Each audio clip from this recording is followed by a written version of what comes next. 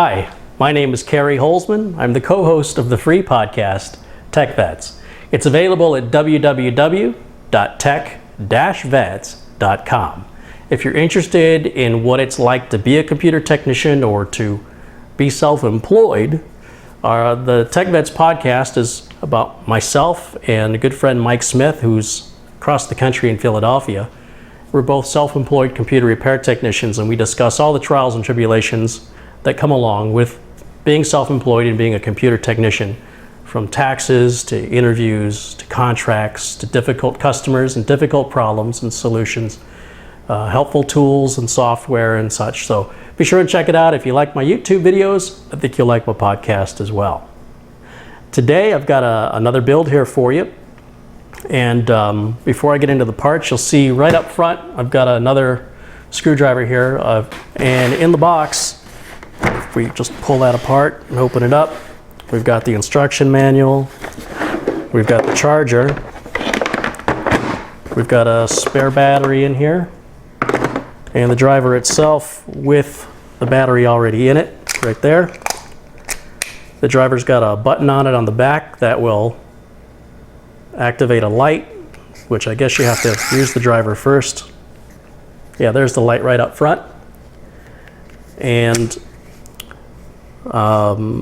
it's mostly the same as design as the other drivers I use, but it's about $50 less. So we'll be using this driver in this build and see what my thoughts are on it. It's got an adjustable clutch. I set that to 3 so we don't over tighten any screws. It's got this collar that you lift up on to insert the bit, which is the same as the Panasonic driver. It's got a lock, so you can use it as a mechanical driver. It's got the switch here is a low speed and a high speed. The low speed is 200 RPM and the high speed is 600 RPM, just like the Panasonic driver. And the batteries, the lithium-ion batteries, you never want to let those completely drain or you'll shorten their life.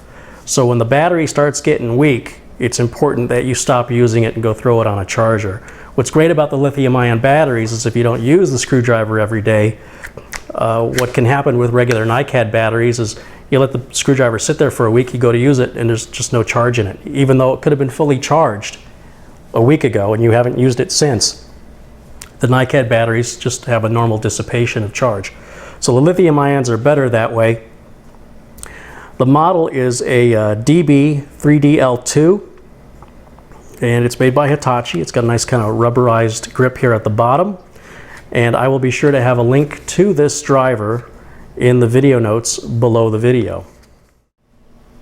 So the parts we're going to use in this video are the Z87M D3H socket 1150 motherboard from Gigabyte. This board has built-in video. All right, let me stop here for a second to clarify what I just said. Technically, the video is not built on the motherboard. Only the video ports are built on the motherboard. So it's important, if you're going to use the onboard video, you have to get a processor that has the video built into it. So if you look on the side of the box here, it says Intel HD graphics. That means the video card is actually built into the processor. It's actually in the CPU. So if you don't get an Intel CPU with built-in graphics, then the video ports on this motherboard won't give you or provide any video. It's got USB 3.0, and it's utilizing the new socket 1150, which I previously just said. What does that mean? It means it's using the new Haswell chip from Intel. This is the 4th generation Intel chip. I think this thing has 2.6 billion transistors, which is about 200,000 more than the previous edition. They've added an integrated voltage regulator onto the chip, which used to be on the motherboard. It's always been on the board. So it seems like Intel's consolidating more and more on the chip for portable devices. I mean, why else would they do that? But by doing that, they increased the voltage from 77 watts of usage to 84 watts, and as such, it runs a little hotter. But because the voltage regulator is on the CPU, they have much finer control of it. And in pretty much every benchmark, the 4th generation Intel chip pretty much beats the third generation, the prior generation, all the prior generations that are the equivalents. So the only bad thing about it is it's brand new, so the motherboards and the CPUs prices can only come down. So if you're going to buy it now, you're probably going to pay more for it. Some people want to know, should I wait till the next chip comes out? There's always another chip coming out. If you wait for the next one, you'll just perpetually wait forever. So at some point, you have to bite the bullet and buy a chip. That's just the nature of the beast. And if you buy a chip that's brand new, it just came out, you're going to spend more money. If you buy the previous generation, you're going to spend less money. But the newer one won't need to be upgraded as soon as an older one, obviously. So just a decision you have to make for yourself. So this is the Core i5 4430, and we're going to use that CPU. We've got 8 gigabytes of RAM. This is from a company called TeamGroup, and it's 2 sticks of 4, and this is DDR3 1600. And we've got an internal card reader from Rosewell, which I haven't used before. I've used Rosewell parts before, so hopefully I'll have better luck with this one than on the card reader I had in a prior video. We've got a Samsung 840 series solid state hard drive. This one is a 240 gig drive, I believe, and 250 gigs. And that's going to be the sole hard drive. This is not going to be used for gaming. It's going to be used for a home office, and they're pretty demanding on the computer. The computer they've got now, or computers I should say, are all about 7 years old or older. So this thing's going to be like a rocket ship to this customer. They're going to be so happy with it. It's going to be, you know, so many generations newer than what they've got. And what they've got is XP and Vista. So we're going to put Windows 7 Professional on the computer. There's too much software that still doesn't work with Windows 8 yet that's specific to the industry this person is in. And we just got a basic light on DVD reader writer, and that's also obviously going to be SATA. And this is just a little drive adapter for the card reader, because the case I'm going to use doesn't have an external 3.5-inch bay, so I had to buy an adapter so that that's going to fit in the front of the case. So let me just set these parts aside and let's talk about the case. Now we're going back with a LIAN Lee case again. This is the PC-K65, and this is a bit smaller than the previous PC9F LIAN Lee case you saw me use. Now this one is a steel case with an aluminum front panel, so it doesn't have that super light weight that the other LIAN Lee cases I've shown have. And let's go ahead and take it out of the box. Let's see what it looks like.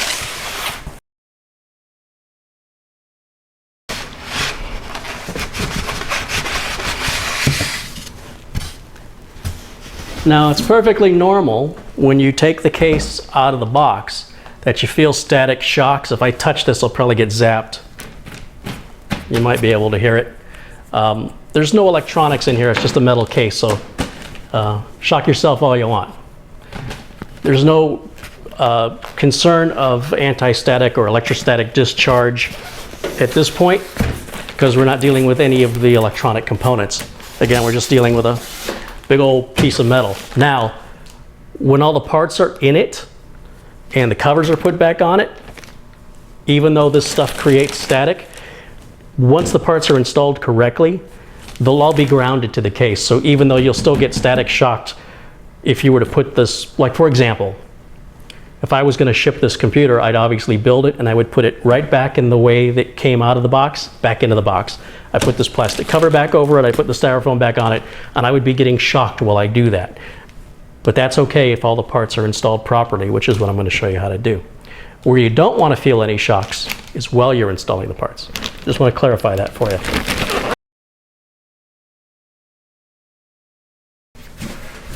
So here's the LIAN Lee PC-K65 case out of the box. Here's what it looks like.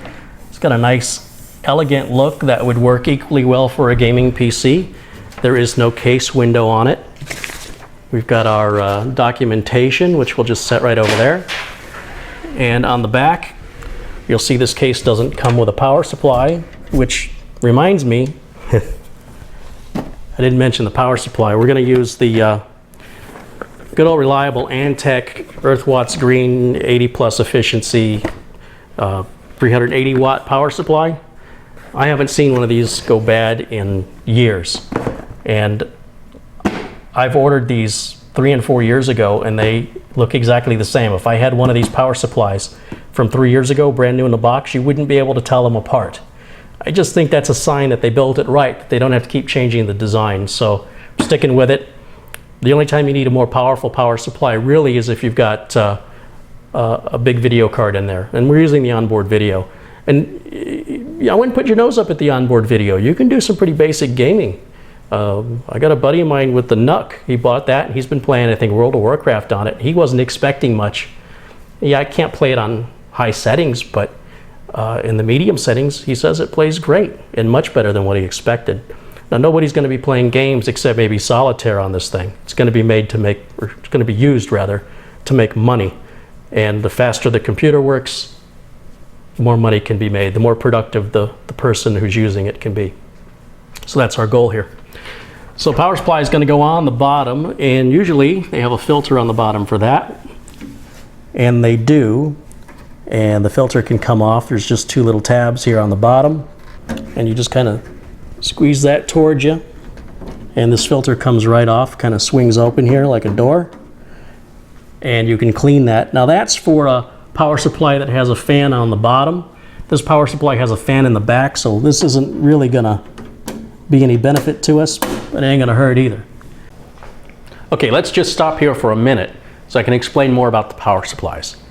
Now, although we're not using either of these power supplies in this build, they're both from Antec Corporation. They're a bit older, but they're good examples of the kind of power supply designs that are available today and the differences between them. So this is the older style power supply, and you'll see it's got a fan in the back, and that fan blows out. And you'll see there's no holes on the top or the bottom of the power supply, but there are holes in the back, and there's a couple vents up on the sides. And the idea here is that this fan blows air out of the case, and that creates a natural vacuum that draws air in from the case in through the power supply. And that's still an acceptable design today. What you're going to see more and more of it, especially with the more powerful power supplies that get hotter, are the ones that have the fans on the bottom. You see there's a big fan on the bottom, and then on the back you'll see that there's these holes, and there's no other holes anywhere around this power supply. It's completely solid except for where the fan is and the back. Now, remembering that this is facing the back of the computer, what this fan does is it draws air in from the case, and the air has no place else to go but out through these holes on the back. So when you see a case design that has a great big vent hole on the bottom or the top, you know, where the power supply mounts, that typically wants you to mount that power supply with the fan facing that vent. If the vent's on the bottom, you got to be considerate of the fact that if you're going to set this computer on carpeting, you might be blocking it, and then you'll effectively have a little vacuum cleaner. And if that's the case, you're okay to turn that power supply around and draw air in from the inside of the case rather than from the outside of the case.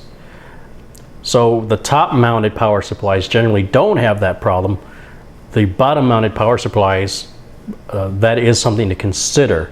And you could always take a few pieces of wood or a couple of books and raise that computer up off of the carpet if you want to keep your power supply fan facing down to bring air in from the bottom of the case. Now, obviously, if you have the other style power supply with the fan that blows out, where the holes are on the case is completely irrelevant, doesn't matter. So the other thing I can tell you is, like the other LIAN Li case, all your buttons are on top. So if I flip this up here, you'll see I got our power buttons up here, reset button, and then underneath this little door is the USB 3.0 ports, microphone input and headphone output. So that's your front port umbilicals right up there. And of course the lights for the power light and the hard drive activity light are these really nice, subtle, really small lights right up here in the corner. So let's go ahead and open up this case and see what we got on the inside. Now, for my driver, I've got a 6-inch Phillips #2 bit. It's kind of an extension bit. and it's magnetized. It's always good to use a magnetic screwdriver. People think magnets and computers don't get along. It's not true. Magnets and magnetic media don't get along, but some people say, well, what about the hard drive? A mechanical hard drive, not a solid state drive like this. A mechanical hard drive uses magnetism to write the data to the platter, so you certainly wouldn't want to use a magnetic screwdriver for that, right? Wrong. If you have a spare hard drive laying around, open it up and you'll find one of the strongest earth magnets. It's a very powerful magnet. In fact, you can even take that magnet out of an old hard drive, which, by the way, sits right next to the platter and doesn't interfere with the data. And you can rub it on a non-magnetized screwdriver and make that screwdriver magnetized just by rubbing that magnet on it. So just a little tip for you. Now, let's go ahead and take the cover off. I must have this on the low speed. Let's crank that up to the high speed. This is the first time I'm using this driver, and it's very similar to the other drivers you see me use in the weight and just the overall feel. Oh yeah, that's better. So we got the first two thumb screws out, and then of course the panel just pulls back about an inch or so, and it pulls away. And you'll see there's got these little blocks here, and you can take these out if you want to add fans. This is a brilliant idea because I'm not going to be putting fans on the side of the case. That's really good if you have a hot video card and you want to blow air directly on it. We're not doing that in this scenario. So to block that means it makes our airflow more efficient by keeping the airflow moving from the front to the back, which is what we want. We don't want any airflow impeding from the sides. Okay, let me stop here for a moment and explain the side panel a little clearer, since this is an unusual design. The back panel here has 6 screws that hold it in place, 2 on the top, 2 on the bottom, and 2 in the middle. And when you remove those screws, this whole panel comes off. And as you can see, it's got little grooves on it, and you can actually take it and break it in half if you only want to use one fan. You can position the fan on the top or on the bottom, and then use 4 of the screws. As you see, there are 8 holes to put a block in to just 1/2. Or you can remove the whole thing and put 2 fans there on the side panel if you've got a hot video card that would benefit from that. This will accept both the 120 millimeter fans and the 140 millimeter fans. The 140 millimeter fans, and of course I'm showing this to you backwards. The fans would obviously mount on the inside, but just so you can see, there are holes in the corner that will line up with a 140 millimeter fan, and there are also holes diagonally in the corners that will hold the 120 millimeter fan. Now, with most computer hardware being measured in inches, in other words, you'll see 3.5 inch hard drives or 2.5 inch drives, 3.5 inch floppies, 5 1/4 inch drive bays. It gets a little confusing for me anyway, for us here in the States, when they start talking in millimeters about the fans. You know, how do you know a 120 millimeter fan from a 140 millimeter fan, or a 180 millimeter fan, or an 80 millimeter fan versus a 90 millimeter fan? You can get all these sizes, and depending on what the device is, these fans I've mentioned are utilized in numerous types of cases. So how do you tell? Well, for a few dollars you can get a caliper, and that's what this is. Now, this is a digital caliper. You don't have to get one this nice, but there's a cheap hardware store here called Harbor Freight Tools, and they sell this for $19.99, and there's coupons that will lower the price to $11.99. I've even seen it as cheap as $9.99. And as you measure something, you'll see it'll tell you what the size is in millimeters or in inches. So what we can do, if we're not sure at the size of a fan, we can open our caliper up here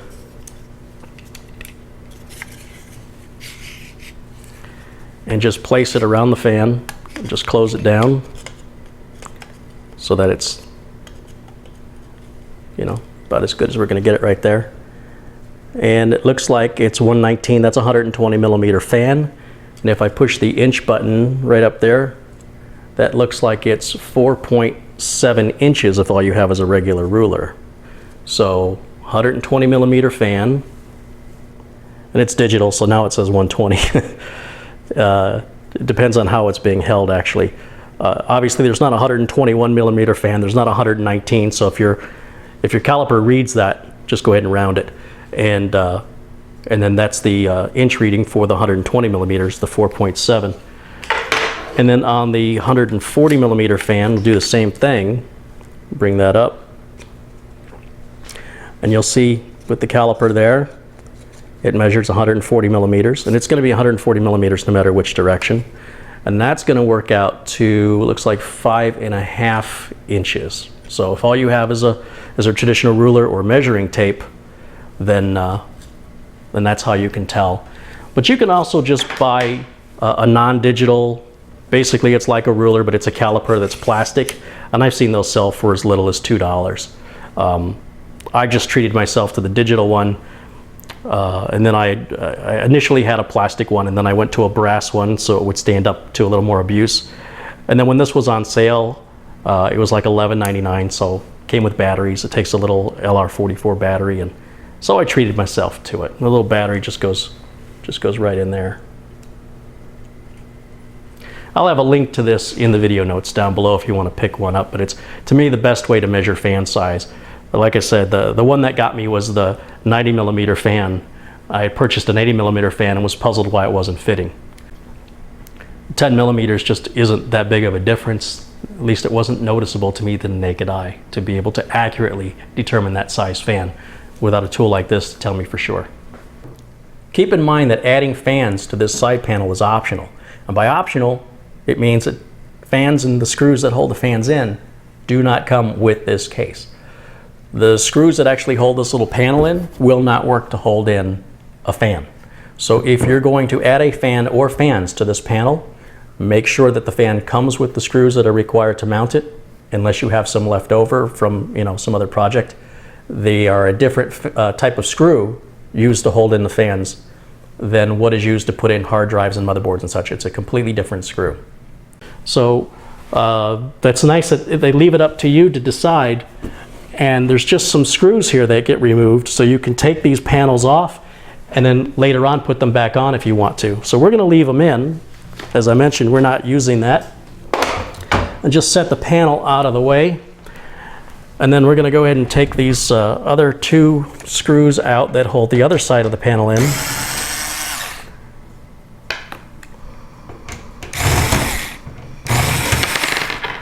Screwdriver might be a little too fast. Again, it just pulls back about an inch and pops out. And then that's your other side panel right there.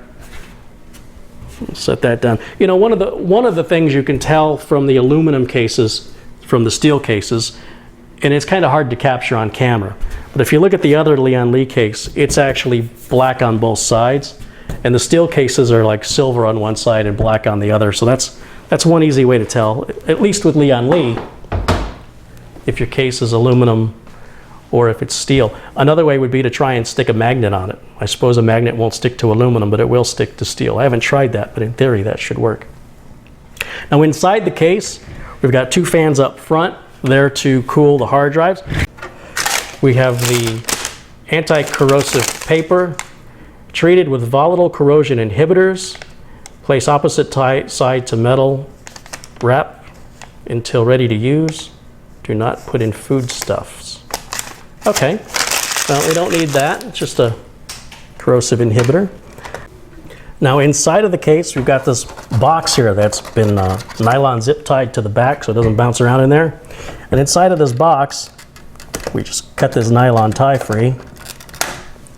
All right, so let's open up this little box and see what's inside. Let's see, we've got a USB 3 to USB 2 adapter for the front USB ports. It says USB right on there. If it'll focus, we'll just set that down. The next thing we have is a bunch of these little rubber washers. There are some nylon zip ties, and there's a little speaker in there that you can attach to your motherboard optionally if you want to. The next thing we have is a little bag of sort of standard PC hardware screws. So there's some fine thread and some coarse thread screws. Fine thread screws are typically used on like optical drives. The coarse thread screws are typically used on other internal parts. This bag has some really small shoulder screws that are unique to this case, and this is for installing 2.5-inch drives. And there's even some small screws in there for an alternate mounting method, which we'll get into later. This bag of thumb screws is also unique to this case. They have a little shoulder on them. There's 25 screws in here. Why do they give you 25? Well, there's room for 6 3.5-inch hard drives in this case, and each drive would take 4, so 4 times 6 is 24, and then there's 1 extra. And let's see, the last thing we have in this box are these larger thumb screws. Well, actually 3 are larger than the others, and those are going to be used to hold your motherboard in place. And again, that's unique to LIAN. And I'll show you how all that works and how that goes together when we get there. So that's everything that comes with the case. Now let me stop here for a moment and discuss the pros and cons of the PC K65 case from LIAN. On the pro side, it's got these 2 hard drive cages, and each cage will hold 1, 2, 3 drives, right? So we got 3 here and 3 here. Now what's nice about this is they have these thumb screws. If I take my screwdriver out, take these thumb screws out, and by removing those 4 thumb screws, we can slide this cage out. What's the benefit of that? Well, if you have a super long video card, you can see that most people aren't going to use more than 1 or 2 drives anyway. So this cage is optional. You can just take it out and leave it out and then have room for a really long video card there. And there's a fan right there that's right at that length, or right at the right height rather, to blow right over that video card too. So that's a nice feature. What else is nice is both cages can be turned around the other way if you want your cabling up in the front. I often prefer cabling up in the front because it's easier for me to just take one side panel off and swap a drive if I need to. Otherwise I got to take both side panels off to do it. The way the drives go in and out is real easy. They have what they call this gate, and this just slides up and down and locks the drives in position. And I'll show you how that works in more detail later. But this bottom cage comes out with just 2 screws right there, and you'll see there's an indentation right here. That's for a 2.5-inch drive, like a solid state drive, and this cage mimics that. And the drives can be mounted one of 2 ways. They can be mounted with the rubber washers, or they can be mounted with screws. The screw, if you're going to use the screws, you'd actually mount it down here on the bottom of this cage. This just slides right back on. Put that back in there, like so. And let me put these thumb screws in here real quick. Put these back the way they were. The case comes with 2 front fans and a rear fan. These fans are going to blow in. The rear fan's going to blow out. Any fans that blow or bring air in should have a filter on them. We certainly don't want to filter air coming out. And those filters should be checked about once every month or 2 and make sure that they're clean. And these filters come out real easy. This front cover just comes right off. It just has these really nice cabinetry style clips on it that just pop off. Then you have access to your filters right here with these little tabs. They push in, and then the other side, the opposite side, just pulls straight out. And then you can clean your filter real easily and put that back on. All the fans, if we turn this around, the fans all have well, they've got these connected together, but the fans all have a 3-pin to 4-pin Molex connector. So if your motherboard doesn't have enough connectors on it, you can plug it directly into the power supply. The disadvantage obviously is that when it's plugged into the power supply, it's just going to spin 1 speed constantly. If you plug it in with the 3-pin connector, it'll have some ability to reduce the speed of the fan and slow it down to reduce noise when the system's not requiring more airflow, because it's, if the system's running cooler, it doesn't require as much. What I absolutely love about this case is this wire management channel. And these you squeeze them and pop them out. You just put your wires in there, and I wish every single case had this, because it keeps the wires flush against the side of the case so this panel can go on without all the extra effort you often see me have to do to sort of push the cables down as I'm sliding the panel cover back on. And I also don't have to worry about pinching a cable when the cover's going back on. With a design like this, that's brilliant. The power supply goes on the bottom, Again, same kind of filter deal going on right there. There are a couple of bad things about the case as well. There is no 3.5-inch bay, so for me to put a card reader in here, I'm going to have to put an adapter in that's a 5.25-inch adapter, which I'll show you later on in the build. And then there's a problem with this case design that is so bad, I will never recommend this case and never use this case ever again. Right up here on the top, where they have the USB ports, if you look closely, you'll see one USB port is blue and one USB port is black. That tells us that's USB 3 and that's USB 2. Now, I've seen that on other cases where there's a USB 2 connector for the USB 2 port and a USB 3 connector for the USB 3 port. However, both of these USB ports are wired to the same USB 3.0 connector. So you'd think if they're both plugged into the USB 3.0 connector, they must automatically be 3.0, both of them. Nope. For some reason I can't fathom, as rare as a USB 3.0 header is on a motherboard, if you have one, you often only have one. When you put your connector on, those are your two USB 3.0 ports. The only two you've got for a front-mounted USB 3. Obviously, you'll have some built into the motherboard on the back of the board on most modern, well, on any modern board, really. So when you plug this in, I don't know how well you can see that, but one cable's thicker than the other cable. They didn't run all the wires for USB 3 on the other USB port. It really is USB 2. And you can plug the USB 3 to 2 adapter on it because most motherboards have, 2, 3, sometimes 4 USB 2 headers.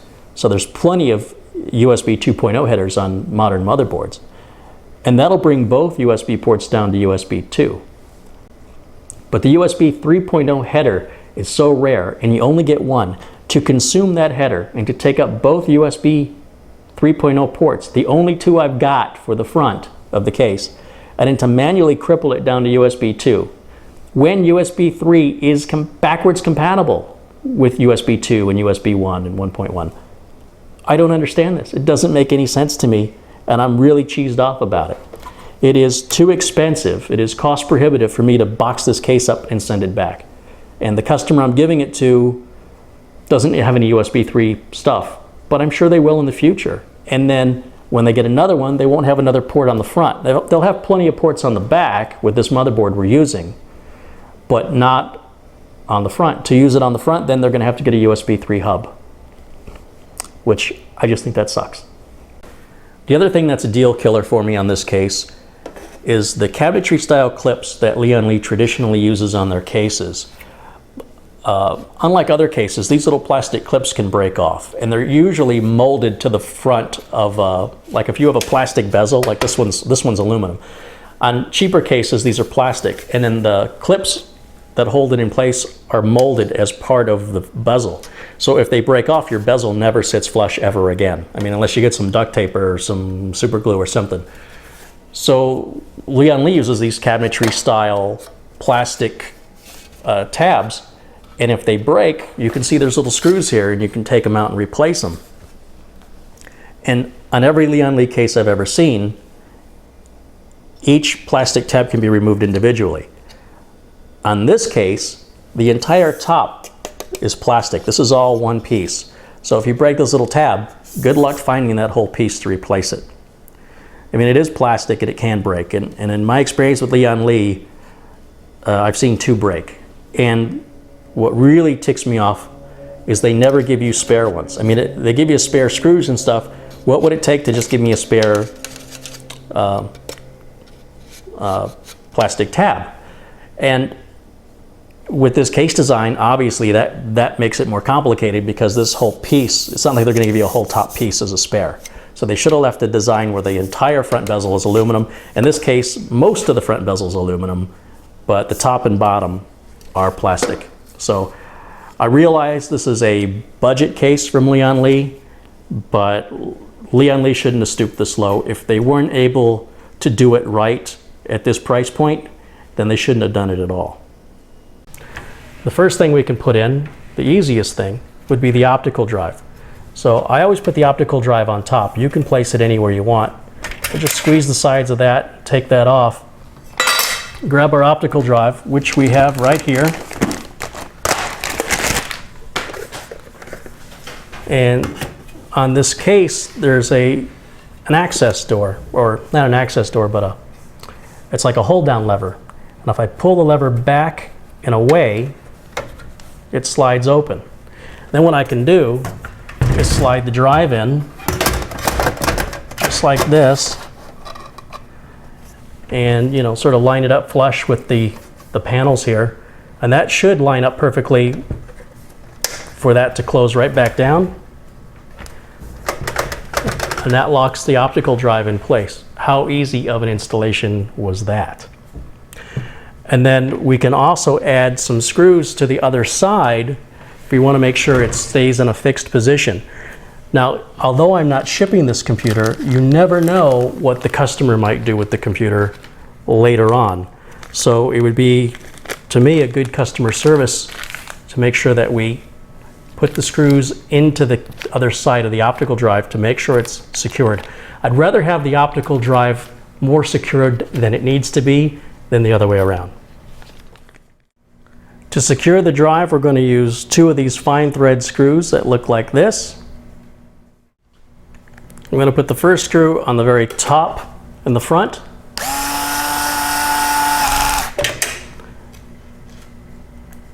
And the next screw I'll put on the bottom in the back. Now that noise you're hearing, that's the clutch engaging on the screwdriver. And what that does is it just turns the motor without engaging the bit. So that way these screws get tightened down to exactly the torque spec that I've set on the screwdriver, which in this case is 3. Next we can install our power supply. So let me just move this around here so you can see what I'm doing. Now in the box with the power supply, with the Antec Green Series, if you're going to buy this power supply, which by the way, is an excellent power supply, they do not give you a power cable. Not quite sure why that is, but if you don't have an extra standard PC power cable laying around, be sure you order one when you order your parts. Now here they give us 4 screws for the power supply. They're black, which doesn't match the back of the case. We can use them if we want or not. The back of the case is silver. We've got the silica gel, do not eat. Here I thought I had a free bag of chiclets. And the power supply itself, once we remove the egg carton protective packaging, our documentation, and there's some tape here holding this on. If you've seen my videos, if you've seen my prior videos, you know I've done this a few times before with this specific power supply. And then we're done with that. To install the power supply, it's going to go on the very bottom of the case here. And the power supply can go in either direction with this case. You will see that there is one screw that's offset from the corner. All the other screws are in the corners, but this one. And in most cases, you install it so you can read it. So to put it in this way, so we can read it, let's get the cables out of the way. We don't want to trap any cables underneath of it. It would go in just by setting it in place. You know, it's really nice. I noticed they've got a little foam pad underneath the power supply. The power supply has a rotating fan, and anytime you've got a rotating fan, you have vibration. Anytime you have vibration, you can have noise. So that helps reduce that vibration, which in return reduces the noise. So there's a little track that the power supply slides right into, and we just push that power supply forward right there, and now we can put the screws in to fasten it into position. Now, because the screws that came with the power supply are black, I want it to match the back of the case. Even though the power supply is green, it won't match anyway. These are just a normal standard coarse threaded hex head screw that computer cases and power supplies use. So the bag of screws that came with the computer case has these extras in it, which is the exact same screw, only in silver. It's just for looks. It doesn't really matter which ones you use as long as you use the right thread. So I'm just going to go ahead and get these screws started. Now you can see with this case there's other places for potential screws to go depending on what kind of power supply you've got and which direction you've mounted it in. And you just have to look through the holes to determine which ones you use for your power supply. Now I've just started these screws, that way we could adjust the power supply as needed to make sure all the screws lined up straight. Now we can go ahead and tighten them down. Although it's not critical that you tighten them in a cross pattern, it's a good habit to get into for everything, whether it matters or not. There's no harm in doing it if it doesn't need to be done, but there is harm in doing it if it does need to be done and you haven't done it. Now one of the other features of this LIAN Li case is the top does come off. Although I don't know why you'd want to take the top off, you can. There are 2 screws in the back and 2 screws up front, and of course all your front port umbilicals will come off with it. So if I just remove these 2 screws up front and the 2 screws equally here in the back. Now to take the top off, there's 2 little tabs in the back. You just pull them apart a little bit. Don't break them. Just pull them back and then just lift straight up. And then you might have to pull on the sides a little bit here up front to get it to loosen up a bit.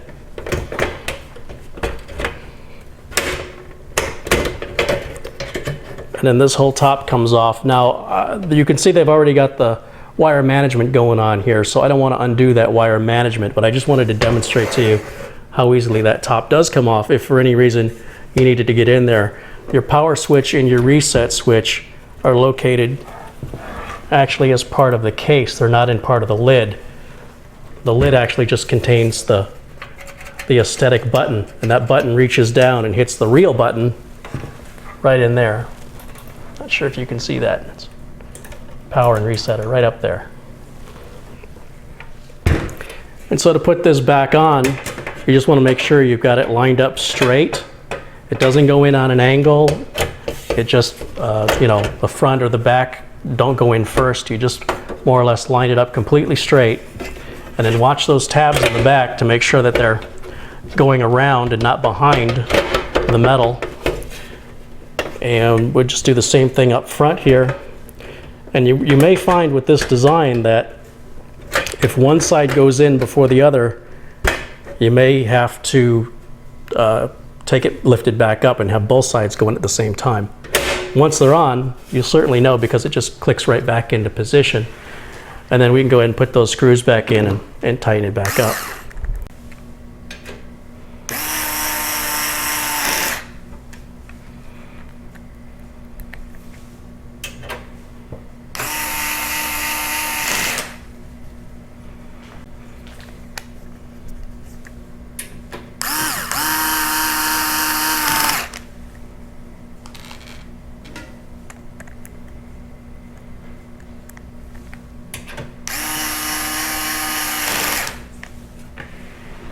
We can install our card reader next. It really just becomes a question of if we want to put it here or we want to put it here. Not exactly sure what's going to look best, to be honest with you. I think either place is going to work visibly as appealing as the other. So I think what I want to do is go ahead and put it on the bottom. So I just squeeze the sides to remove that cover. And we've got our card reader in here, so let's go ahead and take it out of the box. Now this is a USB 2.0 card reader. It almost doesn't make sense to get a USB 3.0 card reader unless you want the extra USB 3.0 port that's on it. But most motherboards only have one USB 3.0 header, and if you've got a USB 3.0 case, then you're going to want to use that header for your case. So we've got a spare faceplate that's in silver. We won't need that. And our box, our directions, bubble wrap, lots and lots of bubble wrap.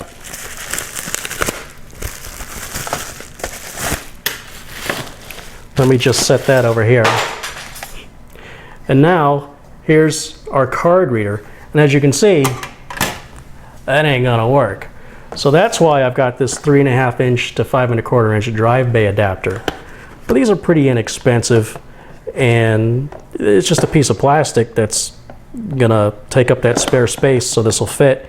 It's often one reason why I look for a case with an external 3.5-inch bay, because I know I'm gonna put a card reader in the computers that I build. People like that. They like to be able to take their cameras out, or their digital.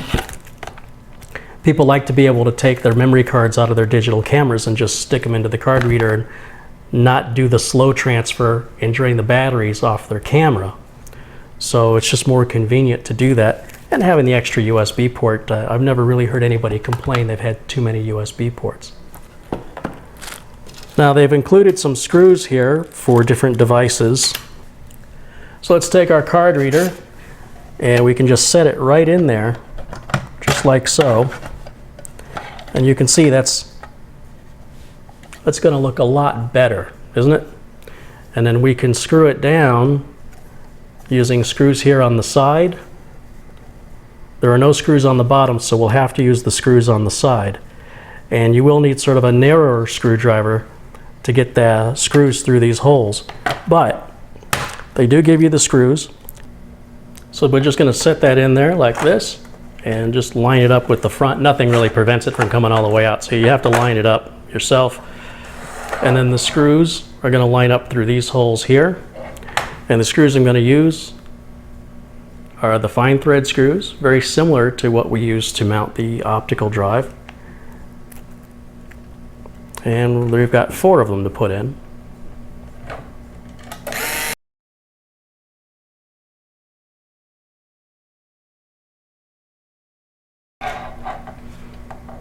And now that's ready to be mounted into the computer case.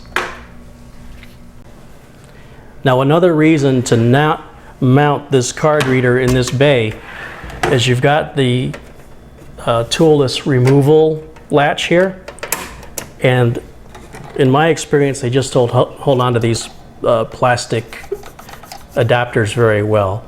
I don't know if it's just that the holes are a little bit smaller, or if it's that the plastic just bends too much. So it's just another reason to not use that middle bay. You'll see the bottom bay doesn't have one of those. Now the screws we're going to use came with the adapter, and they're really coarse threads. They're smaller than the case fan screws, but like the case fan screws, the plastic of the card reader doesn't yet have any threads in it. It's just straight holes. So when we put these screws in, they're going to create the threads through whichever holes we choose to use. Now when we install this through the front, we not only have to make sure it's flush with the front, but we can also control a little bit of the up and down. In other words, this gap between the two. So you have to, if that matters to you, you have to watch it and hold it in position when you put the screws in. So again, really important, you don't tighten the screws down until you've got all 4 in, and then you go ahead and hold it into position when you go to tighten it down.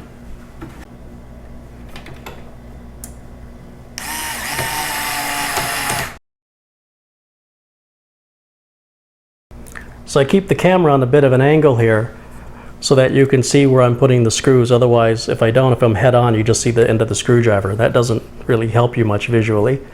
So again, I want to put a screw in the top on the front.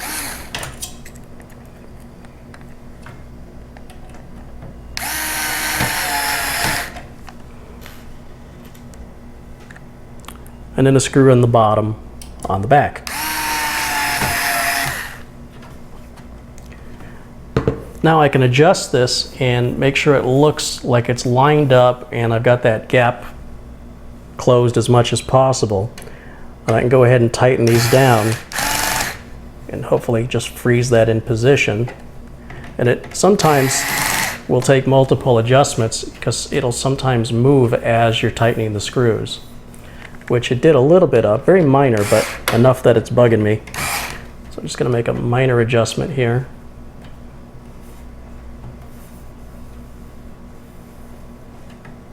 Just like that. And I'm lifting up on it as I'm tightening it.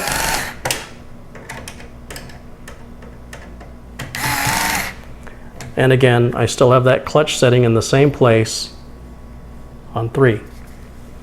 I'll turn it around, do the other side.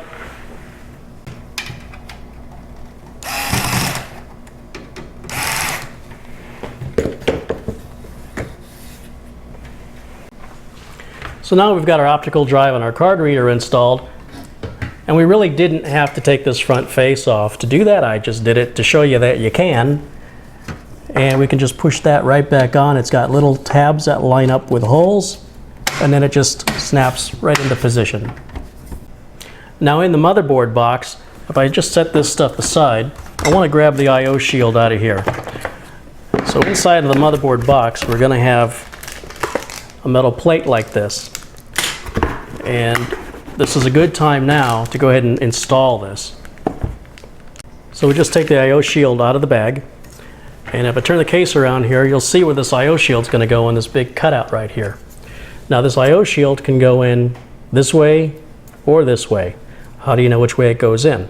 Well, these smaller holes on the bottom are for the speakers and the microphone and line input and such, and those always go towards the bottom unless you're working on a special kind of case. In most instances, the keyboard hole is going to go on top. So if you get it wrong, it's not a big deal. There's no screws or anything that hold it in. It's just a friction fit. And you'll know very obviously when you go to install your motherboard if the holes line up with the ports. I mean, it's that simple.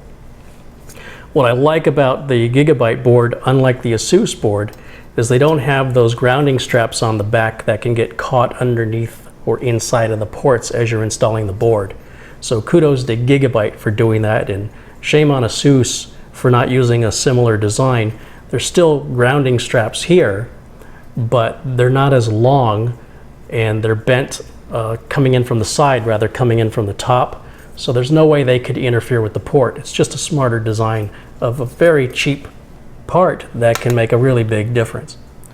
So to put our I/O shield in, again with the keyboard hole facing up, just come around to the back of the case and line it up, and it just snaps right in. Now if you have a very inexpensive case, you may find that to be a bit more difficult, or you may even find the metal of the case bending. It's just something that is easier to do the more money you spend on a case. Generally speaking, in this industry, you really do get what you pay for. As you can see, installing that was a piece of cake. Next, we can install our solid-state drive. So I've got the solid-state drive right here. Now some people ask, do you have to use a solid-state drive? Can you use a hard drive? What's the difference? Solid-state drive is just a hard drive that's really, really fast. It has no moving parts. It's like a large capacity flash drive, but nowhere near the capacity of a traditional hard drive. It'll read and write about 5 times faster than a traditional hard drive. It uses less power. It's completely silent. You never ever defragment a solid-state drive or flash memory. If speed is important, you use a solid-state drive. If speed is not important, or your budget just doesn't allow for a solid-state drive, then you use a regular hard drive. Some people use both. Some people boot to the operating system on a solid-state drive that's got a much smaller capacity, and they go to install all their programs on a more traditional hard drive, mechanical drive. It's your choice. You build it any way you want to build it. This customer doesn't really do much in the way of creating things that take up a lot of room. Things like Word documents and such don't take up much room. So this 250 gig solid-state hard drive will be more than enough to hold all of her programs and operating systems. She won't need a secondary mechanical drive. Now to install the drive, we go back to the screws that came with the case. Here we've got the bag full of washers. We're going to need that, and we're going to need these smaller version of these screws with the little shoulders on them. So first thing we want to do is grab one of these shoulder screws, and I'm going to use my mechanical screwdriver, not my electric screwdriver, and I want to place it with the small end, or the smaller diameter end, towards the head of the screw. So the wide end is going to be up against the drive. And we'll just go ahead and get one of these started here. We can actually tighten this one down. Just want to take it a little bit past snug. And then we just do the same with the other 3.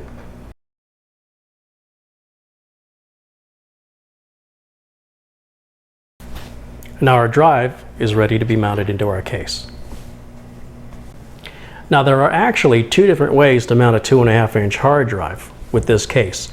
You can either use screws to screw it down, which would require placing the drive up on this tray here, and there are holes in the bottom of it, and you could come in from underneath and fasten screws, or you could even remove the whole cage to have more access to that, or the way I'm going to do it, which is using the anti-vibration washers, and it won't actually use a screw to secure it down. Instead, what it's going to do is it's going to go in with the SATA connectors facing the back, and that's going to keep the cabling nice and clean. And if I can get you a good angle on this, let's see. This is just going to go in this slot here or in this slot down here. Now, given that the connectors are down towards the bottom of the board and our cable management holes are going to be down here, it'll be a cleaner cabling if we keep it down towards the bottom. Now, for the sake of giving you a better view, I've set the case down on its side so you can get a better idea of how this goes in. This is just going to slide in there, and it's a little bit of a tight fit. But again, it's nothing that requires any force. And we just want to slide that past where these screws can fit into the larger diameter holes. And then it'll sink down. Now, to seat it into position, I've had to set the case back up right again. And the only reason I set it down was so you get a better view. You obviously wouldn't need to do that when you install yours. And we just want to line up these washers with the large diameter openings here.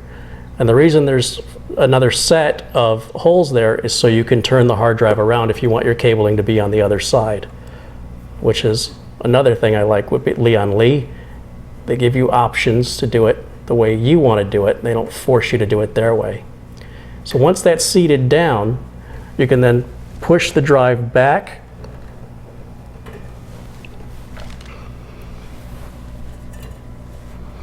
And you either need really small fingers or, perhaps the end of a screwdriver, and just push it and you'll hear it click when it fits in. You'll actually feel it too. And that's it, that's installed. Now you might ask, what keeps that in position? What's going to prevent that from falling out? Well, keep in mind that the covers are going to be put on when we're done. And there won't be enough room for this to slide out should, in the unlikely occurrence it should come loose for any reason. The worst that would happen is it would move forward an inch or backward an inch. And because there's no mechanical parts, there's no vibration. The only way you'd ever know that happened is if you took the cover off to work on it for some reason and see it. So that potentially could come loose, like in a shipping scenario. But in a shipping scenario, you could, instead of using these washers and using this friction fit, you could actually go above it, and there's some holes up above, and you could mount the drive right up here and put the screws, regular screws up, and do a more secure fit. But again, with the case panel on, there's no way it can come out anyway. The worst it could do is get loose. So we've got everything mounted in the computer case now, except for the motherboard, the CPU, and the memory. If you were worried about electrostatic discharge, nothing we've installed here would be sensitive to electrostatic discharge, except maybe the hard drive. But you would have to touch the SATA connector or power connector, and that's really difficult to do. You'd actually have to go out of your way really to do that. So if you felt a shock or anything doing any of the work we've done so far, those parts are just immune. They're not sensitive to electrostatic discharge, so no worries there. This is the part where you have to worry about it a little bit.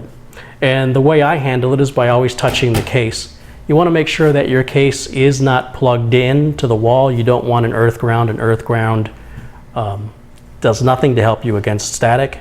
And if you were in a situation where high voltage came through, having an earth ground will actually keep that current running through you and could kill you. So you never want to work on any electronic device with it plugged in, even with it turned off, even with the power supply switched off. You absolutely want to pull the power cable out. Be safe. Now, if you want to use an anti-static wrist strap, you certainly can. There's no harm in doing that, of course. Now, I'm working here in the kitchen with a tile floor, and we've got a non-conductive surface here with the countertop. Ideally, you're not going to build on carpeting, or at least not this part. If you have to build on carpeting, make sure you get yourself an anti-static strap just to be safe. So with an anti-static strap, you would just put the strap on your wrist and the alligator clip to some bare metal, preferably not the painted metal, but the bare metal of the case, with the case unplugged. And then you can build on carpet, whatever. You don't have to worry about static. In a worst case scenario, if you were to get an electrostatic discharge and feel that shock, it's 9,000 volts before you can feel it. It only takes like 9 volts to damage a component. So as long as you're handling the parts the way I show you how to handle them, especially when we're talking about the CPU, the motherboard, and the memory, then if there was, say, a static discharge as I'm holding the memory, it's going to hit the heat sink of the memory or the heat spreader.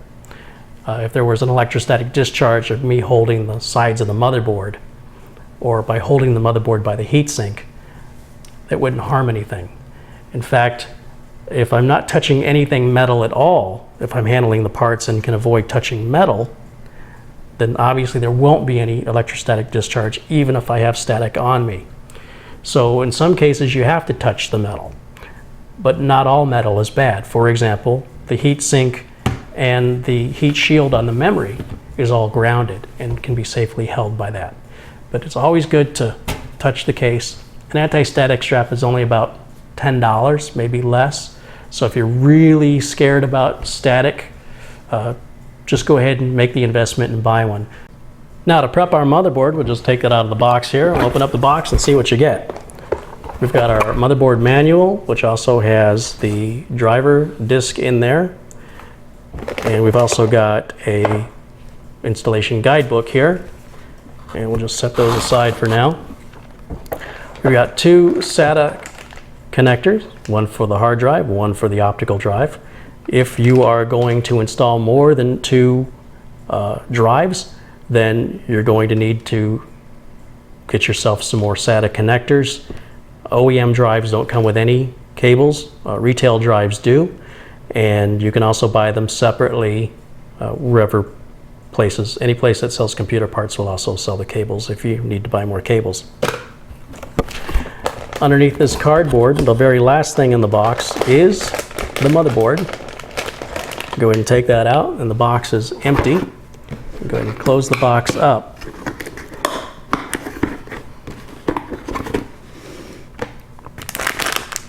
Now we take the motherboard out of the anti-static packaging, and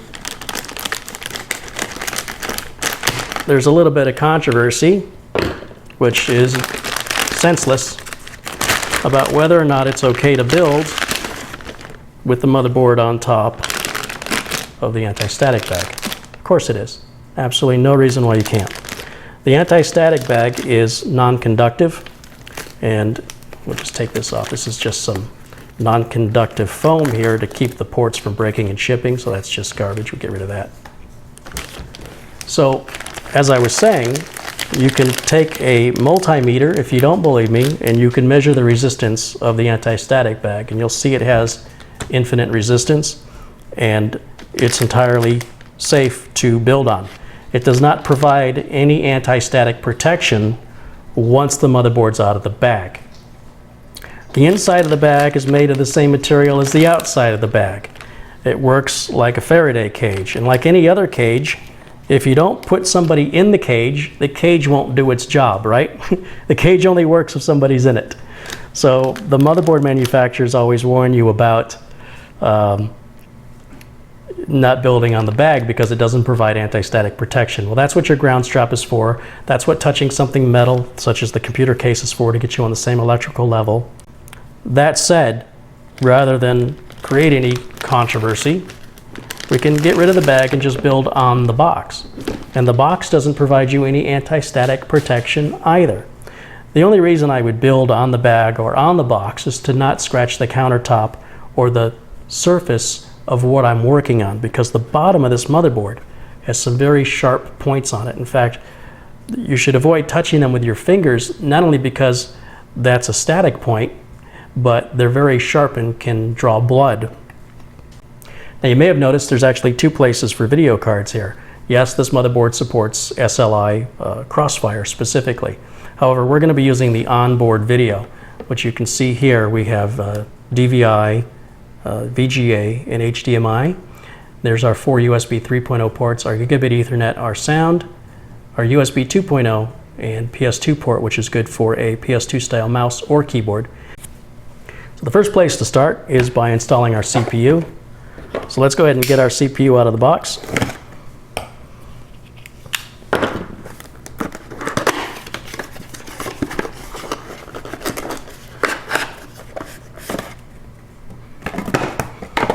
There's our instructions with our sticker. This is our heatsink. It's got a cover over it because it's protecting the thermal compound from getting any contamination on it, such as finger oils, dust, dirt, debris. So I'm just going to tip that upside down to take it out. And I'm going to leave the cover on it and set it down here. And then the CPU is here, and the way you get that out is you just pull up on this cardboard, and the CPU's in a plastic enclosure here. Close that back down, and we can set the boxes aside and get them out of our way. Now you see the Haswell chip doesn't look any differently than the Sandy Bridge or the Ivy Bridge, or going all the way back to the Pentium 4. They all look pretty much alike. There's a small tab here where there's no plastic, and you just get a finger under that to lift that up. And then you take the CPU out. You see there's 2 indentations here. You can lift the CPU out of the container, and we're done with that container. Now you see I'm holding it by the edges, and I'm not holding it by the edges because the CPU is delicate. The CPU is not delicate. What we don't want to do is get finger oils or any dirt, dust, or contamination on top of the CPU.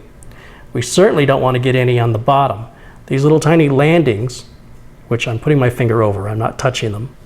If you get fingers on them, finger oils on them, or any other dust or contaminants, it may interfere with the connectivity of the little tiny pins that are down in the socket.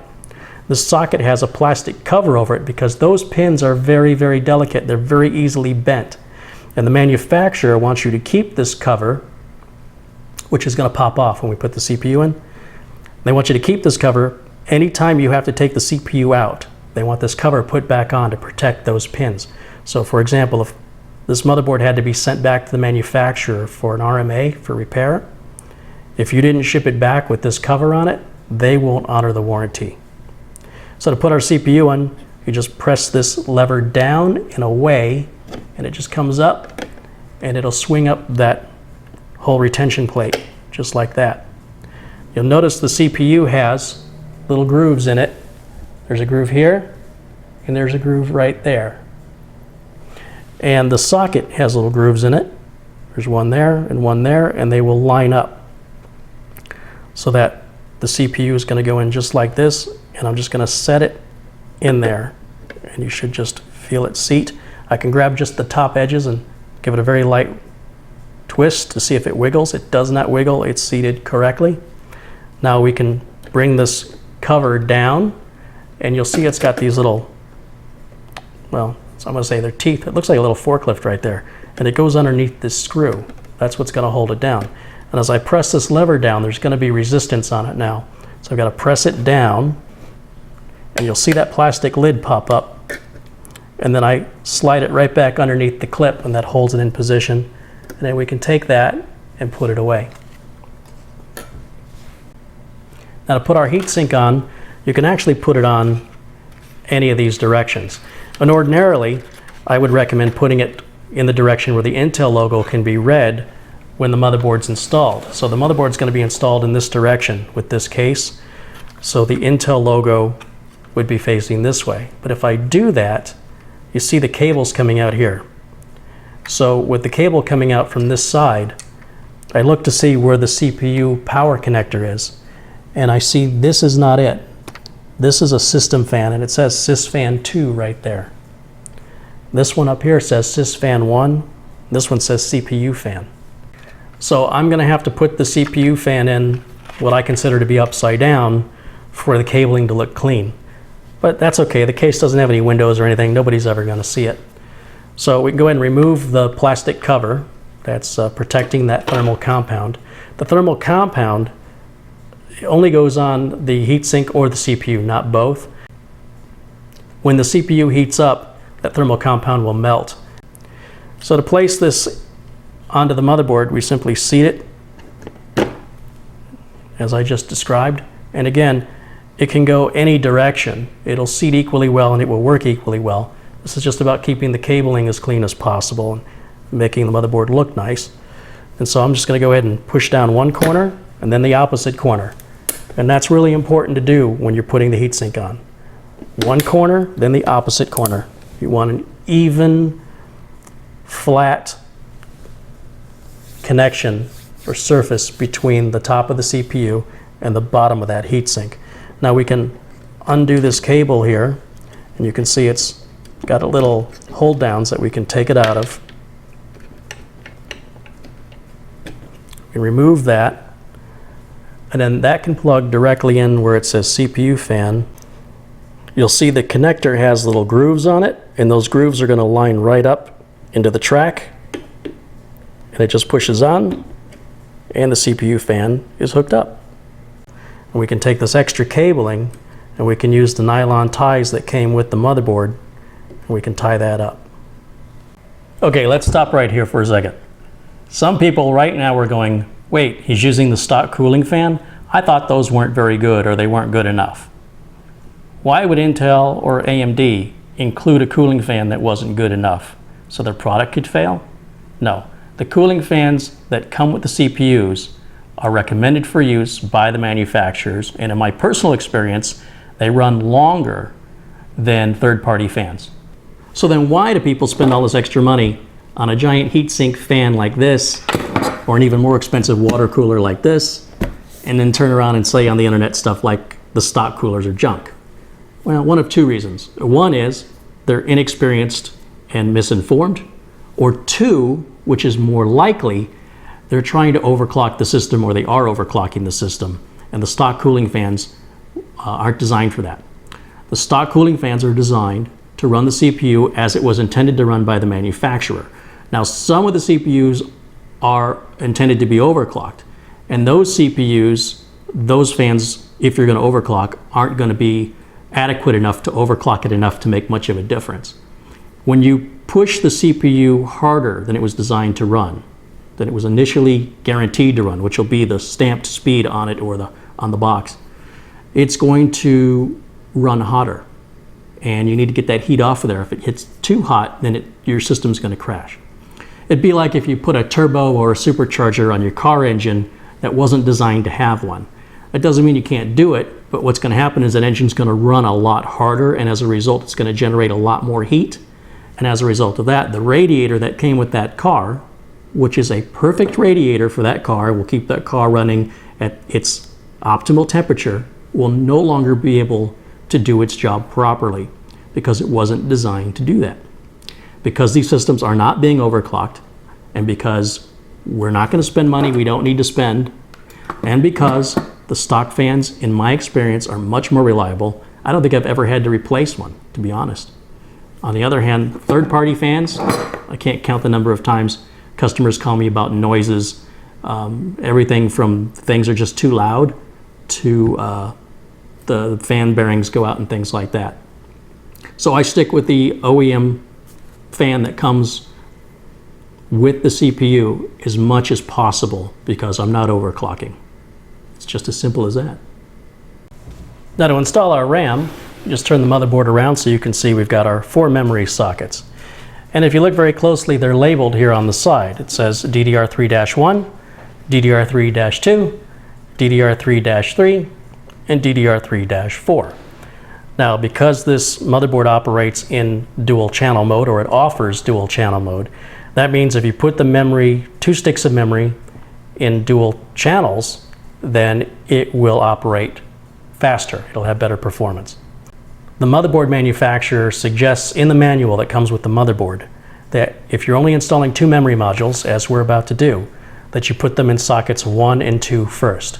So they say DDR3-1, that's because it's DDR3 memory. So all we're really looking at is what's after the dash, 1, 2, 3, and 4. So 1 and 2 are the gray ones, and if we just put these retention clips and bend them back, You can do that to all four just to make it easier. We can go ahead and take the memory out of the package that it's in.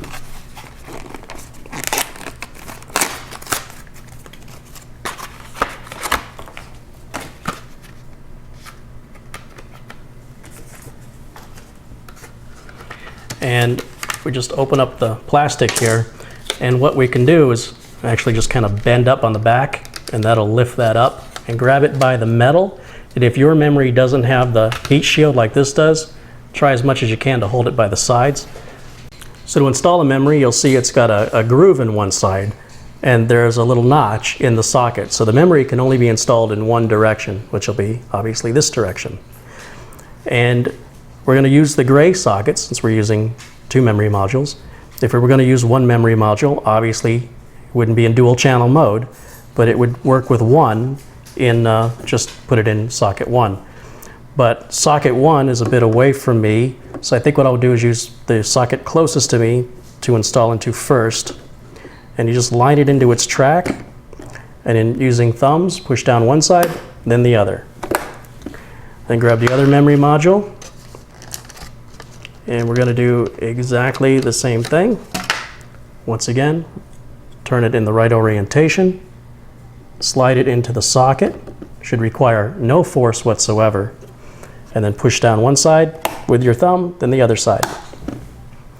That's it. The motherboard is now ready to be installed into the case. Now with our motherboard fully assembled, we can go ahead and install it into the case. Now to do this, what I'm going to do is I'm going to lay this case down onto its side. And I would recommend that you do the same. It's going to make installing the motherboard a lot easier. And just kind of grab the cables here and just pull them out of the way. And any cables that are in the tray area, just make sure you clear that out so you don't get any cables trapped under your board. Now hopefully from this angle you'll be able to see what I'm doing a little better. In this case, they've already put the standoffs in. You can see these brass standoffs. There's 1, 2, 3, 4, 5, 6, 7, 8, 9. Now we're not going to use that many. Our motherboard is not this large. So what we can do is just grab the motherboard here, and I'm going to pick it up by its heatsink. And I'm going to do what I call a dry fit. And that is where we just set it in and rest it on top of what's already there. And see, you might have to push it this direction with your hand, and see where standoffs already exist, where they line up with the holes on the board. Now this board's got 1, 2, 3, 4, 5, 6, 7 holes for mounting. So right now I can see the top 2, and I can see these bottom 2, but there's not one here. So we're going to move this one from this location to here. And then the 2 that are down here, they're too far away. So we're going to move each one of those up. And then these 2 in the corners we can take out. So let's go ahead and put this back on the motherboard box. Now these are a 5mm. So I've got a 5mm socket, and this is just a little ratcheting tool. Any 5mm socket will do. And we're going to go ahead and take this corner one out because we're not going to use it. And we'll put that back in the bag of screws because there may be a motherboard upgrade in the future that might require it, and we can reuse the case in that scenario. I'm going to grab this one on the left, which I guess would be your right. It's my left. And I'm just going to move it over to the next hole over where we were missing one before. And you don't want to make these too tight because they will strip out. So I just put it maybe a quarter or an eighth of a turn past snug. And then these ones here on the bottom, these need to come out. Remember, lefties, loosies, righties, tighties, in case you forget which direction things go. You're going to turn it clockwise to tighten it down. And then we just have this one last one here to move. So we'll grab that.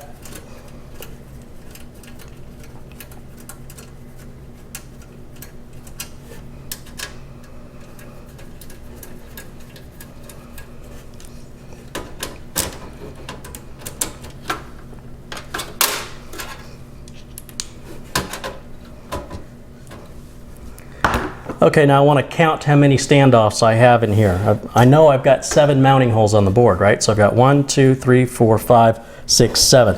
by counting them, I know that there won't be one hidden somewhere under the board that can ground out. If that happens, you could damage your board permanently, and that wouldn't be a warranty issue because you screwed up. So this is a very important part. This is the part where you really need to take care to ensure that you only have standoffs where there are holes that will line up with the board. So let's check our work by taking the board again, holding by the heatsink. We're going to dry fit it again into its position, and I'm going to push towards the back of the case and see if I can see. So I've got these three are lined up. Those two obviously we haven't changed, but this one is not lined up, and it appears on this case design there is no place for a screw to go. It should be a little lower. It should be right about here, and they don't have a place for it. So if we were to mount this board and we didn't count these, we would be grounding out against the bottom of the board, and more than likely the board wouldn't boot and we could smoke the board. So we have to leave that one empty. So I'm going to go ahead and just take this one out, and that'll go in the bag of screws with the others. So now we've got 1, 2, 3, 4, 5, 6.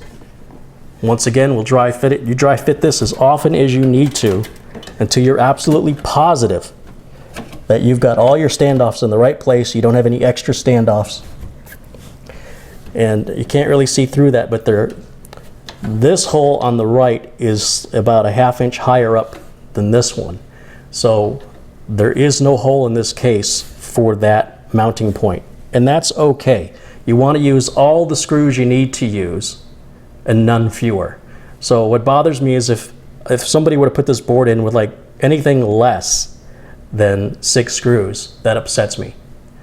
I always emphasize how important it is to use all the screws, and in this case these are all the screws we can use. This case does not support this mounting hole right here.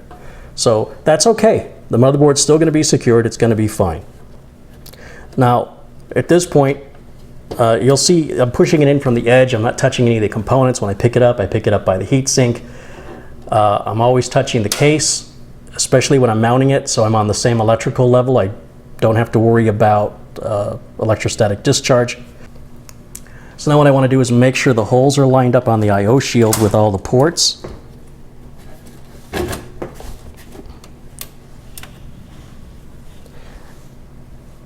And now we're going to grab our screws and secure the motherboard into position. Now, because the case came with 9 motherboard standoffs, it obviously is going to include 9 screws for those standoffs. We only need 6 of them, and you'll see 3 of them are longer than the rest. So I'm actually not going to use the 3 long ones because we only are going to use 6. I'm going to use all the short ones. If you use the long ones, they just make it a little easier to get your hands in there to turn them. But if you put them like here or up here, you will not be able to swing the memory retention bracket down if you've got this big thumb screw in your way. Something to keep in mind.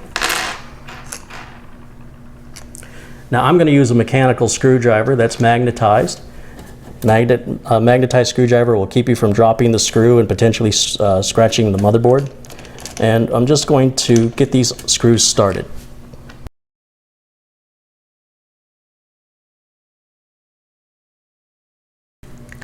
Now that we have the screws started, we can go ahead and tighten them down. We don't want them too tight, just a little past snug. We're not making this airtight or watertight, okay? So don't go overboard with tightening this down. Let's just go ahead and count them off. We've got 1, 2, 3, 4, 5. Now to get to this 6th one is a little bit of a struggle, so I'm going to change my bit out. We'll take this small Phillips number 2 bit out. I'm going to go ahead and use the 6-inch number 2 Phillips bit that I usually have on my cordless drills, or cordless screwdrivers rather. And that should make that a lot easier, and it does. Just like that, our motherboard's installed. Now, as you can see, our motherboard installed looks really small in this case. And some people may wonder, why go with a larger case when you could have gone with a much smaller case? And the reason for that is when you spend a decent amount of money for a case. You want to get a case you can keep forever, or at least until the standards change, and the standards haven't changed for a very long time. This larger case will allow the machine to run cooler. There's going to be a lot more airflow. That's a good thing. And it gives the customer more options in the future. So unless the customer has space issues, and some customers do, then I just give them a standard case, always, which is a regular mid-tower case, regardless of the motherboard that I use. So with that, let's go ahead and hook our power cables up. That's what we can do next. And we can start by just taking these wire ties off of the power supply here. And when you cut the wire ties, be very careful that you don't cut the power cables, because that would be bad.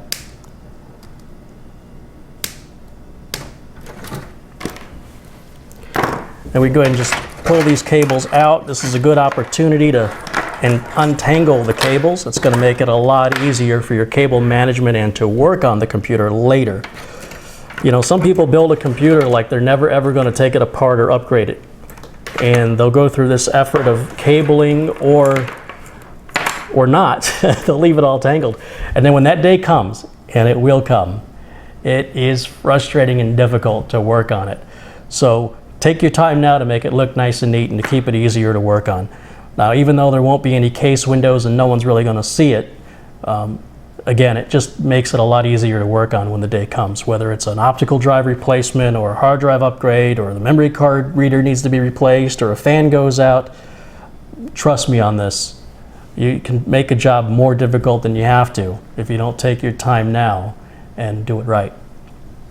So the biggest connector is this power connector. And what we can do is we can actually run the power connector back behind the motherboard, just like this. And then we can bring it right up here, right along the side.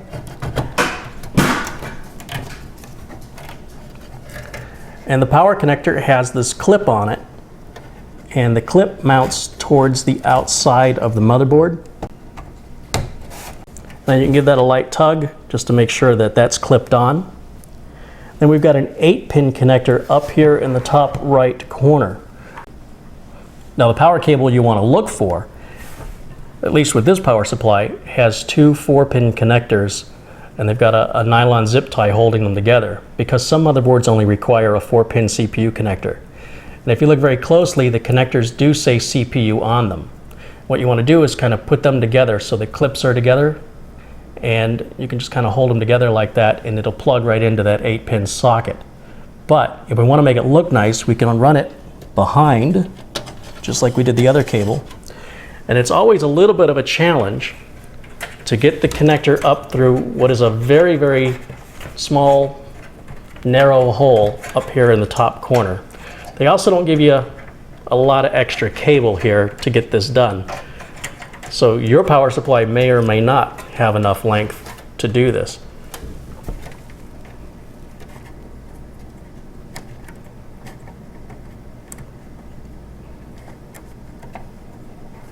Again, we're going to plug it in with the little clip facing the outside of the board.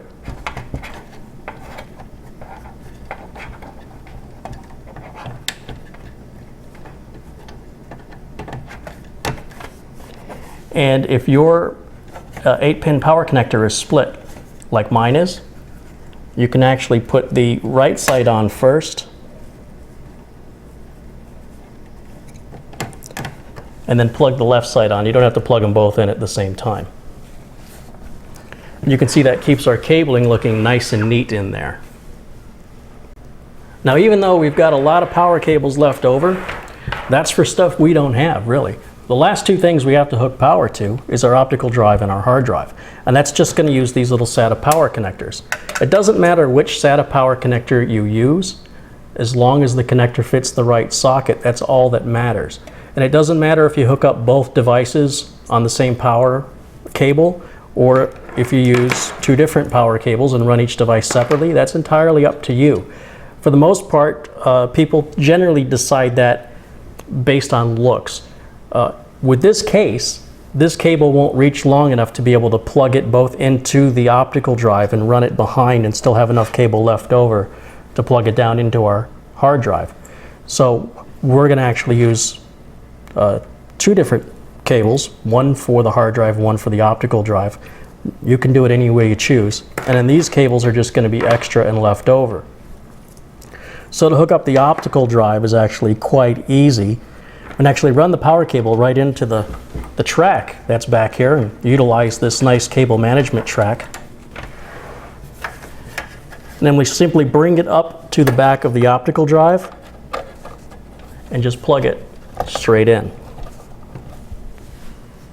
Do the same thing for the hard drive. Grab the other power cable that has the SATA connectors on it.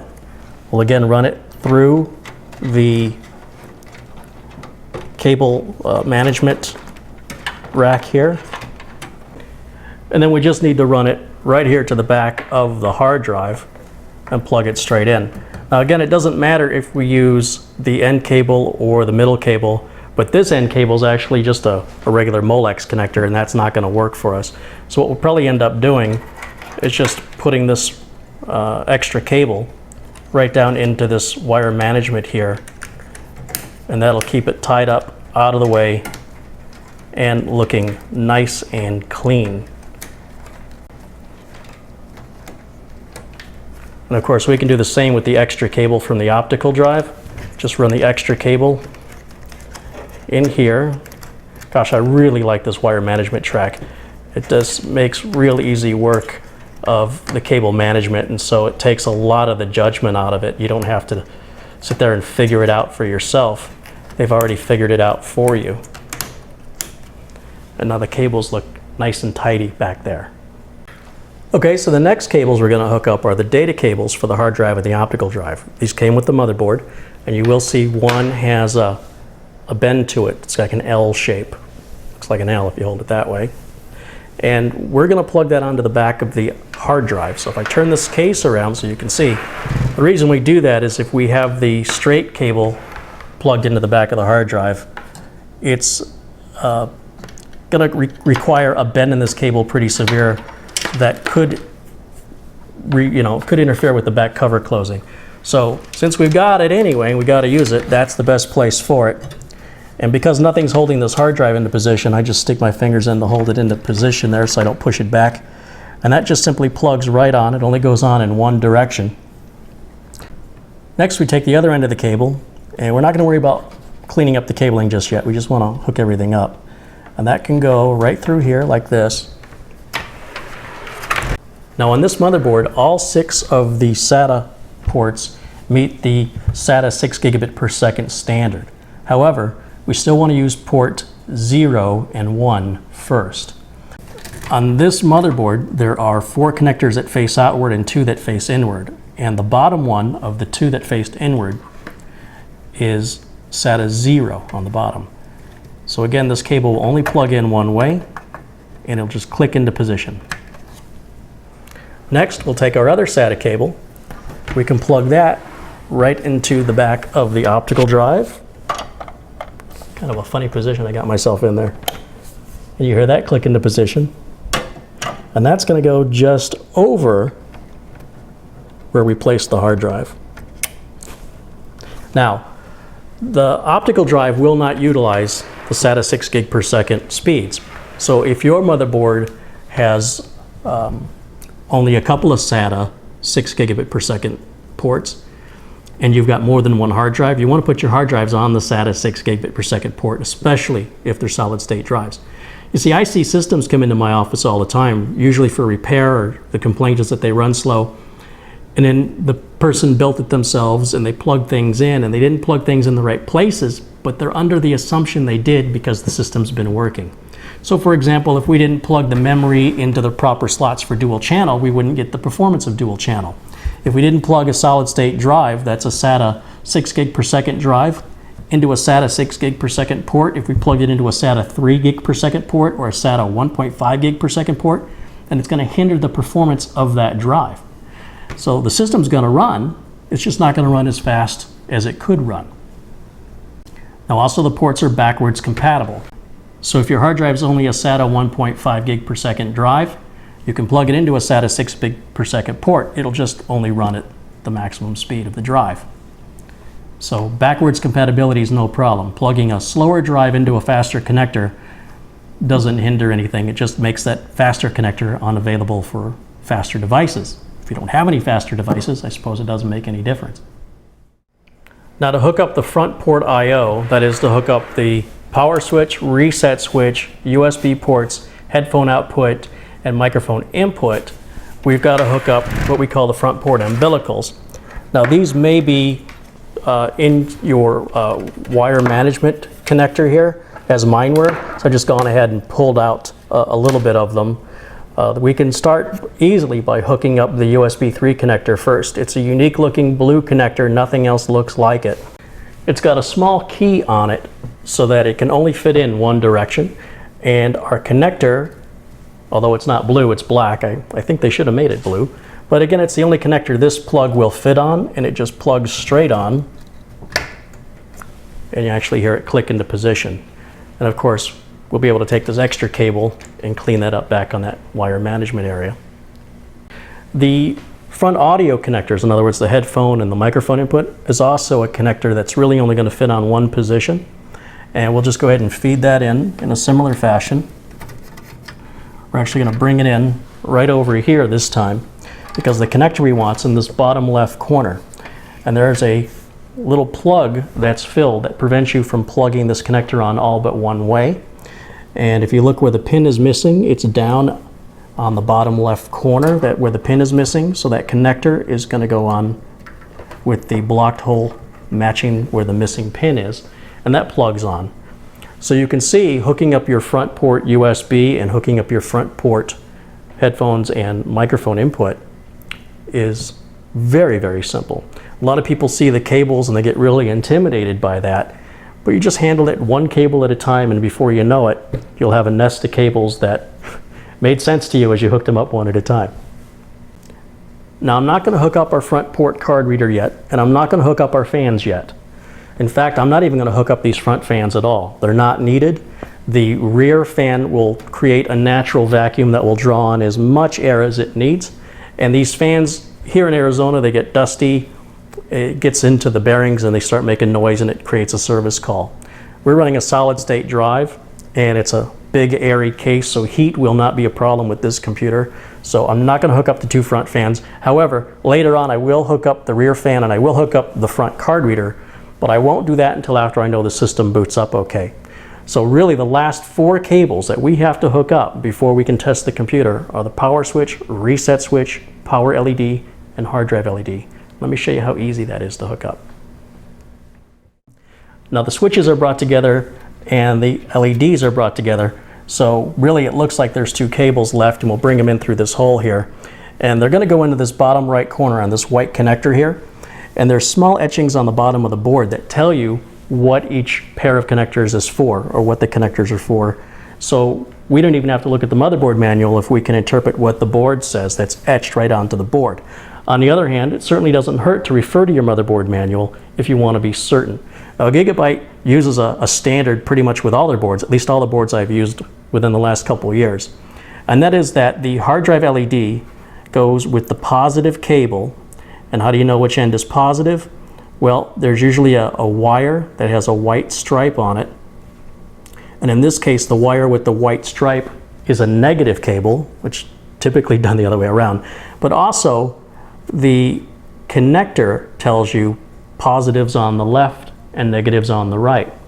And what you want to do is put that hard drive cable on the bottom two pins on the far left of the connector with the positive side facing the left. Now above that is the power LED. It will also have its power cable on the left side, and the connector says positive and negative. So put the positive one on the left, just over the positive cable for the hard drive, and put the negative power LED cable to the next pin over on the right, and it should be just above the negative cable of the hard drive LED below it.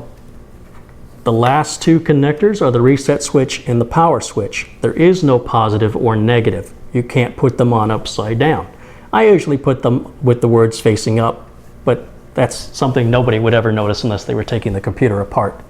The reset switch goes on the two pins right next to the hard drive LED on the bottom row, and the power switch goes directly above it right next to the power LED wires we just hooked up. Now our case came with a speaker we can hook up to the motherboard. This is optional, you don't have to do it. It's very easy to do, there's no positive or negative. And right on the same connector, on the very top last 4 pins, the speaker just plugs straight on and it just hangs off like that. Now the 3 pins that remain below the speaker pins, that's another power LED location, because some cases have a 3-pin power LED connector and other cases have a 2-pin. And a lot of cases now split the wire from positive and negative, so you can put it on a 2-pin or a 3-pin. Because on the 3-pin one, you don't use the middle pin. So if they were locked together in a 2-pin connector, you wouldn't be able to hook your power LED up that way. So both the case manufacturer considered that by splitting the positive and negative and not putting them both in the same connector. And the motherboard manufacturer acknowledged that by giving us a 2-pin power LED location and a 3-pin power LED location. You use one or the other, you don't use them both. All right, now this is the exciting part. This is where we get to see if what we did right. We get to see if it turns on. You know, these things run on smoke, and if you let the smoke out, it won't work anymore. And that is not true.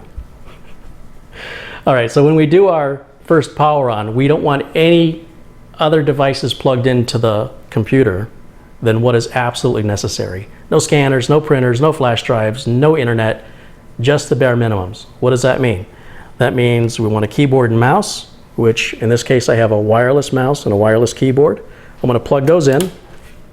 And plug your USB keyboard and mouse on the very top USB ports next to where the PS2 keyboard/mouse port is. Those are USB 2.0 ports. And it's important that you plug them into the USB 2.0 ports because some USB 3.0 chipsets aren't recognized by the Windows installation process. So you go to do your Windows 7 install and then your mouse and keyboard don't work. Also, there's no benefit whatsoever to plugging in a USB keyboard or mouse into your USB 3 ports. Those ports should be reserved for fast devices.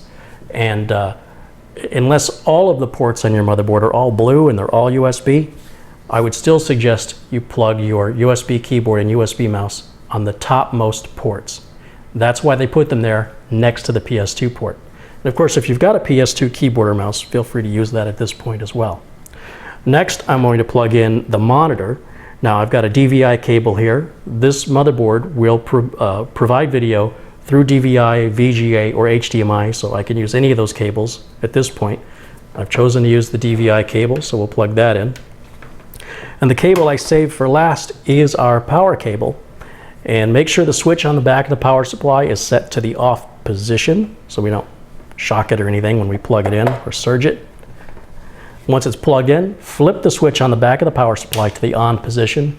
Do know that not all power supplies have power switches on the back. Some do. In fact, I think most do. But a lot of the major manufacturers' computers won't have that, but then you wouldn't be building a computer if it was a major manufacturer's computer.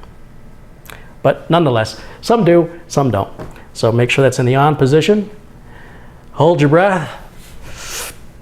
Here we go. I hear the fans turning.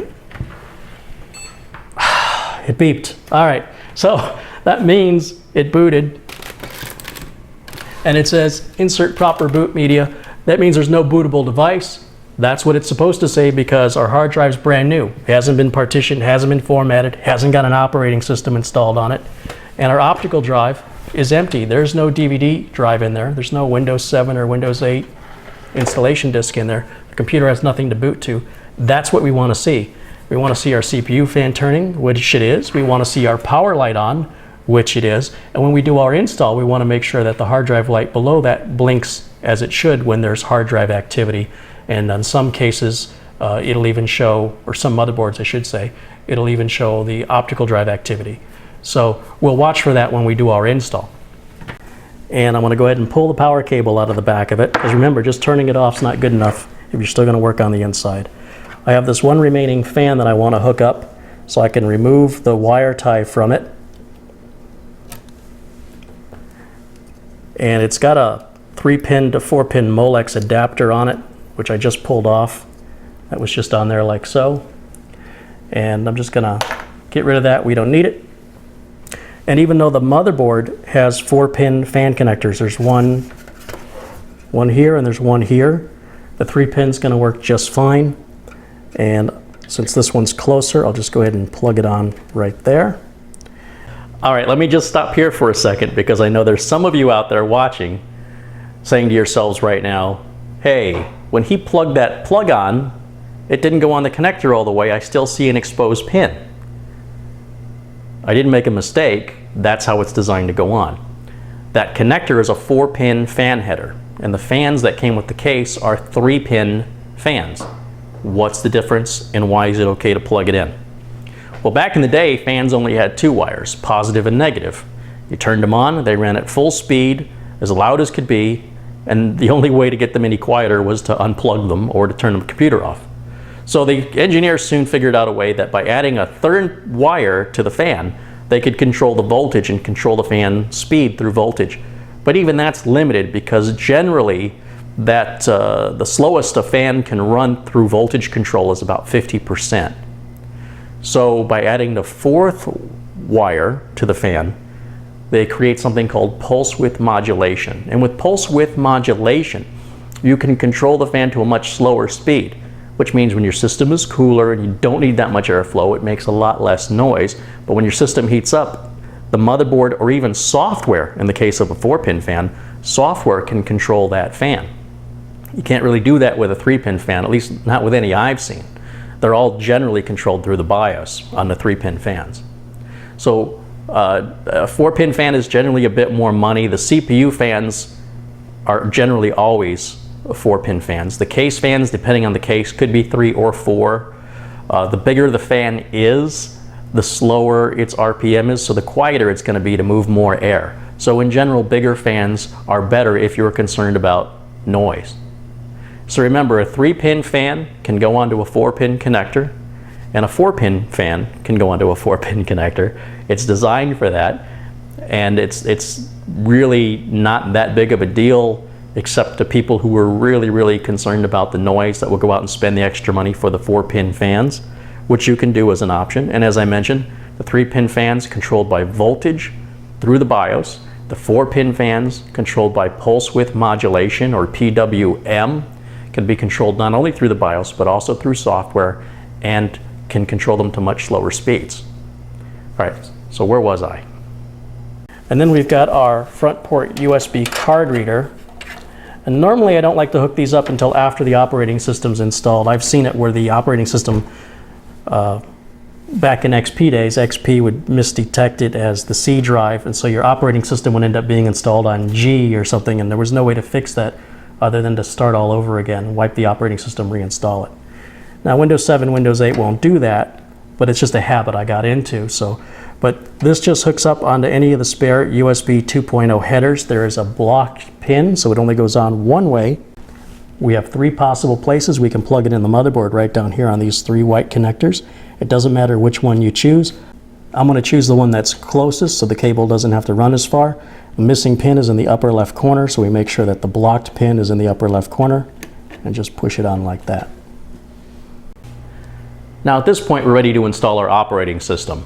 Now this computer is going to get Windows 7, but whether it was Windows 7, Windows 8, whatever, you put your disk in, you turn the computer on, and you just follow along with the questions you're asked, and that's how you install the operating system.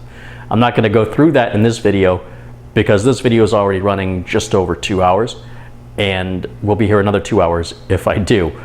But I do have other videos that show how to install Windows 7 and how to configure it, how to install the drivers. I will probably also update the BIOS on this computer.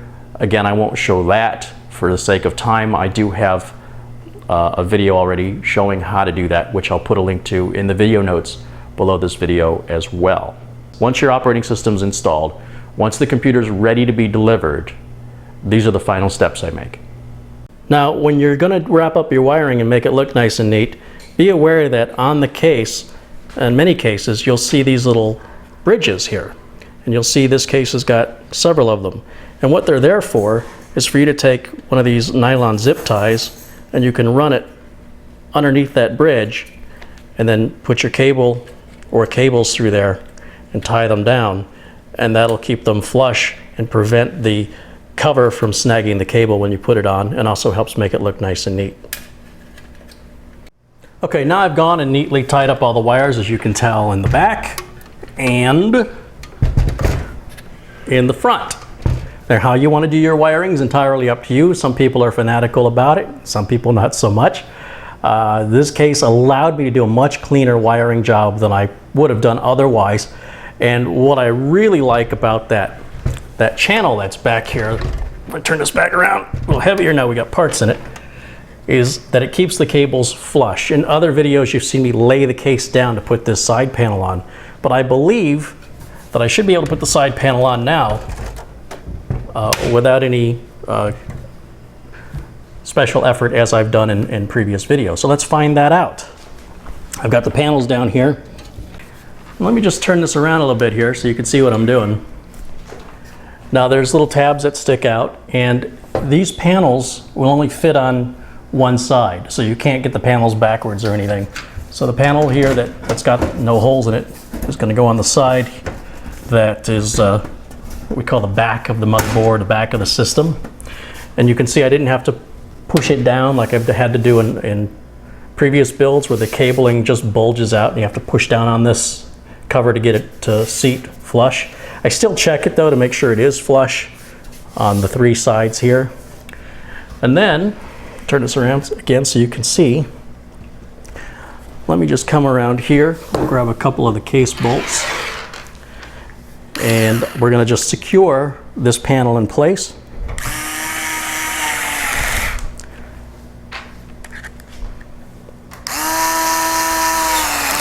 Just like that. Now, it's a good idea, after you've wrapped up your cables and made them look nice and neat, that you turn the computer on again and make sure it's still working okay. If you pull the cables too tight, you can pull them out of their sockets and unplug them, etc. So it's always a good idea, before you put it all back together, turn it on one more time and make sure that your operating system boots. In fact, I would make sure that you install the operating system, do all that prior to putting the covers on. The covers should be the absolute last thing. Keeping the covers on is a good idea, because without the covers, your airflow doesn't work as efficiently. You can be pulling air in off the sides and whatnot, rather than drawing air in from the front. So we've got the last panel here to put on, and that's this panel here that's got the holes on it.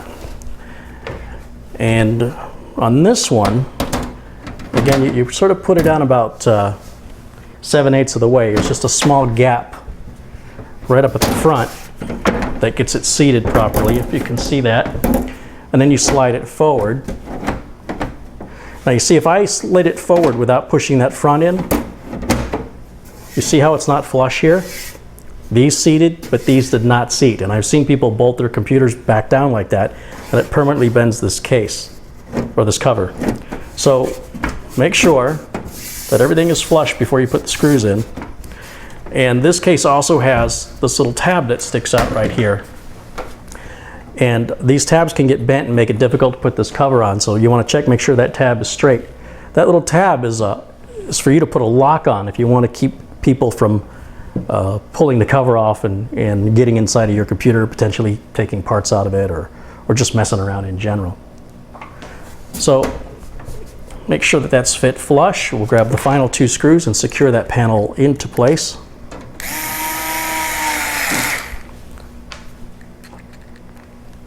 You'll notice the driver has a different sound to it when I'm putting the screws in. That's because I always put the screws in on a low speed. You might even be better off using a mechanical screwdriver anytime you're tightening screws, unless you're really familiar with your electric screwdriver. I'll leave that up to your judgment. Now at this point, I can remove this little plastic protector here over the little badge it's got on the front of the case. Some people like to leave those on, but to me it's like leaving plastic on furniture. It's enjoy it, you know, take the plastic off. It was really only there to protect it in shipping, and it looks a lot better with it off. The last thing I would have to do, apart from delivering it to the customer, would be to put the Windows Certificate of Authentication product key sticker on the side. If you have any other identification badges you'd want to put on it, you could certainly do that at this time. Because this is such a nice case, I don't want to put any badges or stickers on it. You know, as I've said before, to me it's like putting bumper stickers on a Rolls Royce. So I'll keep the certificate of authentication product key on the box that Windows 7 came in. The OEM packaging emphasizes that you must put that sticker on the case. I want to see him try and enforce it. Come get me. Come arrest me. It's a silly, silly thing. Do it if you want to, basically. When you're buying an OEM copy of Windows, it's referring to an original equipment manufacturer like Dell, HP, or basically, if you're building your own computer, you are an OEM. You're building a computer. You don't have to build 1,000 or 1,000,000 computers. Just building one makes you an OEM, and that's why it's legal for you to buy that. But Microsoft policy is you have to put the sticker on. But I guess I'm a rebel. If the case is really nice, I'm not putting a sticker on. And if Microsoft doesn't like that, well, they can come get me. I want to see what they'll do about it.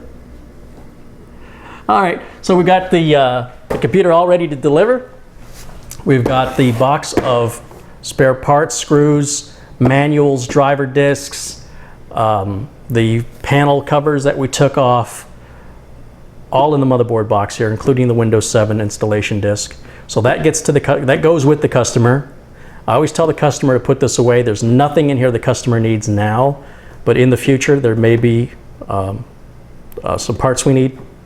So always tell the customer, put this away somewhere where you can find it in the future, should we ever need it. So here I've got a little Brother P-Touch label maker, and I don't know that they make this particular design anymore. This is a Home and Hobby 3. It's several years old. I've had it a very long time, and I've used it for labeling all kinds of things, including labeling the label maker. Probably need to get that OCD checked out. Anyway, they still sell, Brother makes these, they sell the P-Touch line in different designs. They're not very expensive. And what I'm going to do is I'm just going to punch in installed, and I'm going to put the month and the year. So now I've just punched in installed June 2013. I don't need the day, it doesn't have to be that specific, but you know, years from now when the customer's saying the system's slow or it's not meeting their needs anymore, I can definitively say your system's 8 years old. Look, the sticker shows it. I know I said I wouldn't want to put stickers on this case. This is the exception. I think this is pretty important. You'll see that's printing out right now. Of course, it didn't have to go on the case. We could put it in the case, but I think it's best outside of the case where, you know, I won't put it on the front and it doesn't have to be that obvious. But you stick it up here in the back on the side and it's there easily noticeable.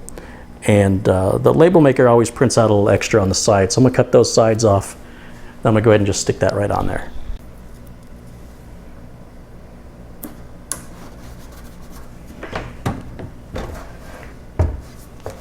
So now with the computer build done, I'm gonna go ahead and put it right back in the box the case came in. It's all assembled now. It's ready to be delivered back to the customer. Whoopsie.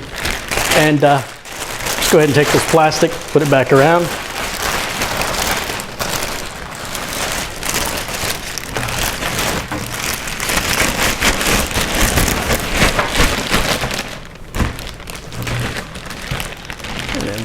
Flip this over.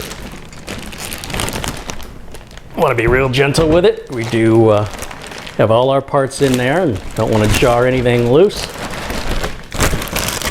Bring that up.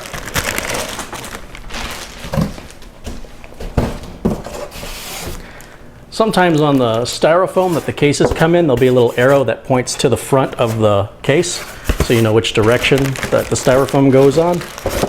Sometimes there's little cutouts for things on the bezel or cutouts for the screws that are holding the panel on. Now I can reach around here, bring this back onto its other side. And in some cases, the styrofoam goes on this way, and in other cases it goes on this way. So pay attention to how it came out if you're planning to put it back in when you're done.